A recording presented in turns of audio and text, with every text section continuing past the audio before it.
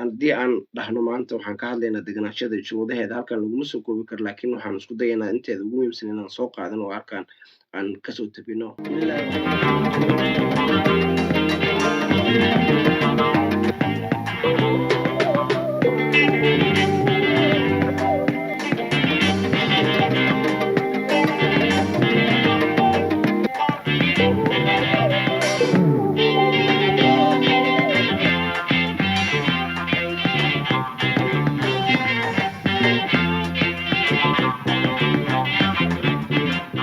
bismillaahi raxmaani raxiim assalaamu calaykum waraxmatullaahi wabarakaatu asxaabta qiimiga qaayaha mudan waxaa idinkugu bishaareyn doonaa hadduu alle raali ka noqdo barnaamij cusub oo la magac baxay nolosha soomaalida jarmalka. barnaamijkan waxaan kusoo gudbin doonaa hadduu alle raali ka noqdo xogo aad u muhiimsan oo aan isleenahay waxa way u baahan yihiin in loo soo gudbiyo soomaalida ku nool jarmalka. barnaamijkan ayaa alaaba waxaan diiradda ku saari doonaa barnaamijyo kala duwan haddii ay ahaan lahayd dhinaca sharciyada, haddii ay ahaan lahayd dhinaca dhacdooyinka, haddii ay ahaan lahayd dhinacyo la talin iyo waxyaabo kale oo qiimo badan. insha allahu tacaala waxaanan isku dayi doonaa haddii alla raali ka noqdo inaan marti badan aan kusoo dhaweyno barnaamijkan oo aan ku wareysano waxgarad badanna aan insha allahu tacaala. barnaamijkan ayaa maanta wuxuu yahay maalintii ugu horeysay waxaana ku maqli doontaan haddii alla raali ka noqdo waan ku lafaguri doonaa. marka hore waxaan aad isku weydiin doonaa waa maxay degenaansho, waa maxay, yaa xareyn karaa, sidee lagu xareeyaa, halkee laga xareeyaa iyo shuruudaha qof walba looga baahan yahay. marka hore daawade haddii aad ku nooshahay dalka jarmalka waad u baahan tahay mar waliba oo aad bay ku anficaysaa inaad degenaansho heshid. degenaanshada waa sharciga loo yaqaano abadiyada. marka hore haddaan su-aasha ugu horeysa aan isdul dhigno oo aan dhahno waa maxay degenaansho. degenaanshada haddii aan babayaanino degenaanshada waxay noqonaysaa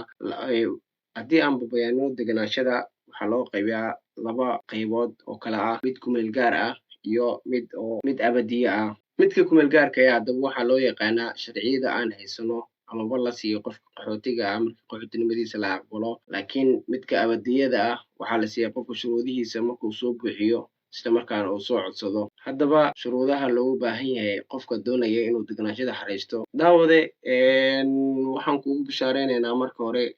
degenaanshada way kala duwan tahay waayo dad baa ku yimaada waxbarasho, qayb kale ayaa ku yimaada shaqo. laakiin maanta waxaan halkan ku lafaguri doonaa haddii alla raali ka noqdo ama dadka magangelyo doonka ah. daawade sidaan wada ognahay dadku way kala duwan yihiin xagga sharciyada. haddaba degenaanshaha intaan kasoo aqrinay maanta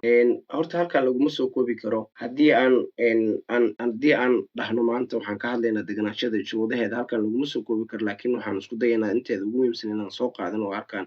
aan kasoo tabino. daawade sharciga aad haysatid haddii oo buluug uu yahay waa ka duwan tahay qofka haysta garowga. qofka garowga haysta shuruudihiisa ayaan marka hore sheegi doonaa, kadibna waxaan sheegi doonaa haddii alla raali ka noqdo qofka buluuga haysta. daawade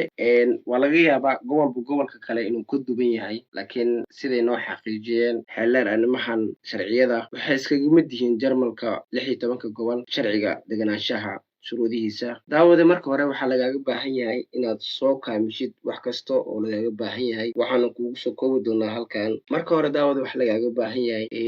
guri inaad kireysatid amaba fartaraag guri inaad haysatid ama contract guri inaad haysatid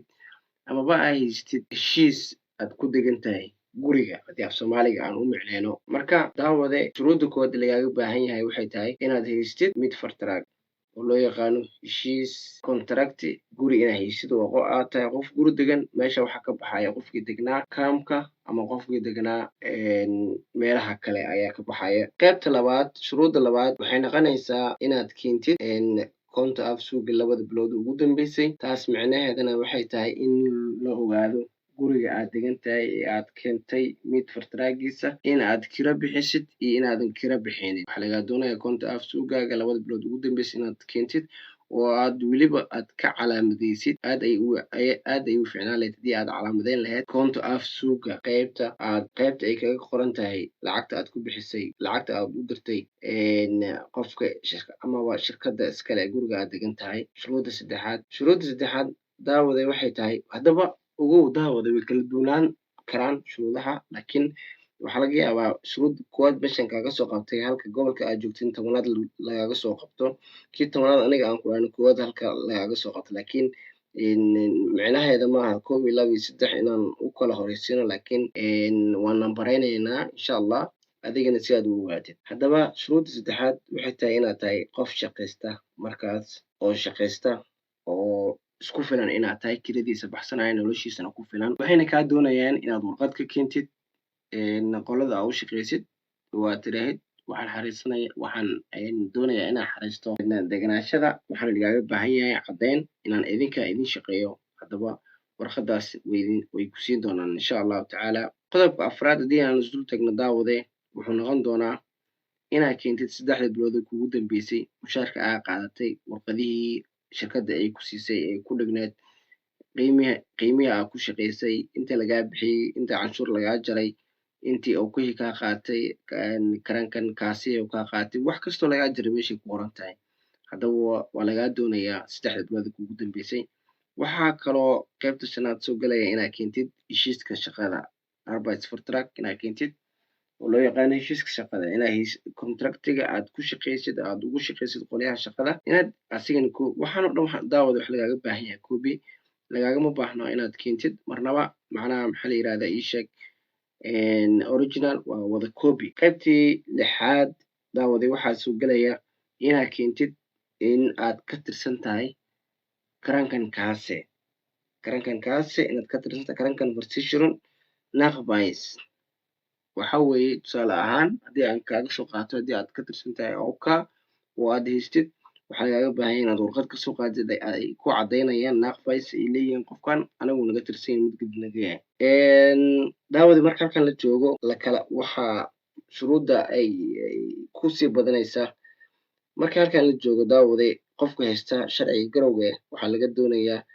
ugu yaraan inuu shaqeeyey amaba uu bixiyey 60 bilood ee ranta versicherung qolada loo yaqaan 60 bilood inuu bixiyey waxaana laga doonayaa warqad caddeyn oo inuu kasoo qaado qolyaha ranta versicherungka haddaba gobolkaaga meeshay ka degan yihiin email baad u qori kartaa tarmiin baad ka qaabsan kartaa waa kasoo qaadanaysaa laakiin qofka buluugga haysto shuruuddaas lagama rabo daawada meesha shuruuddaas lagama rabo qodobka xiga daawada waxaa laga doonayaa qofka buluugga haysto inuu keeno asfay shahaade amaba wax ka sareeyo haddii uu haysto laakiin ugu yaraan asfay inuu keeno halka qofka garowga haysto laga doonayo biinis inuu keeno amaba wax ka sareeyo daawada qodobka xiga waxaa laga doonayaa inaad keentid Einbürgerung testiga amaba Leben in Deutschlandka inaad midka aad haystid inaad keentid wayna iskaga mid yihiin labada sharci buluugga iyo garowgaba waxaa xiga daawadayaal haddii aad haystid buluug amaba garow waxaa laga doonayaa inaad keentid caddayn ah inaadan wax aadan ka qaadanin job centerka waxayna kusoo siinayaan warqad loo yaqaano negative bescheinigung waana ka codsanaysaa ama waa la hadlaysaa ama email aad u diraysaa ama waa kasoo qaadanaysaa daawadayaal inaad keentid wax caddayn ah oo ku saabsan waddanka aad kasoo jeedid haddii aad Soomaali yacni Soomaalinimada inay qeexdid way iskaga mid yihiin qodob kale ugu dambeeya daawadayaal wuxuu noqon doonaa inaad keentid waxa loo yaqaano Wohngeld caddeyn ah inaadan qaadanin iyadana waxaa loo yaqaanaa negative bescheinigung waa inaad ka dalbataa qolyaha bixiya Wohngeldiga waxayna soo caddaynayaan inaadan ka qaadanin wax Wohngeldi ah inaadan ka qaadanin ayay soo caddaynayaan daawadayaal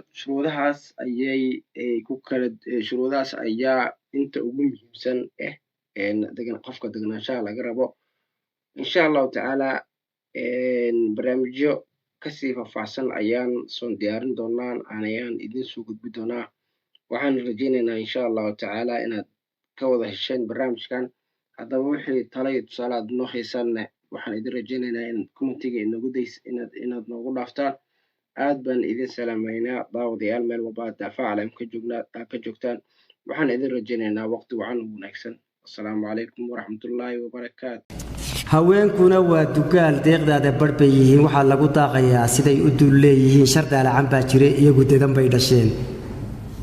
dunuubta ninkay barxaan rabbow ducadayda sii samaa dumar noogu dhiib raggana dumadooda saar waxay dumiyeen rabbow haddaanay xumaanta deyn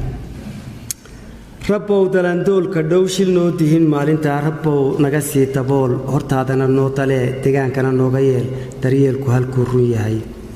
haddaanay dirsoc lahayn falkaagu u dawbanayn cibaadadu waa ku daal badbaado qof doonayo ka shaada dareen ku beer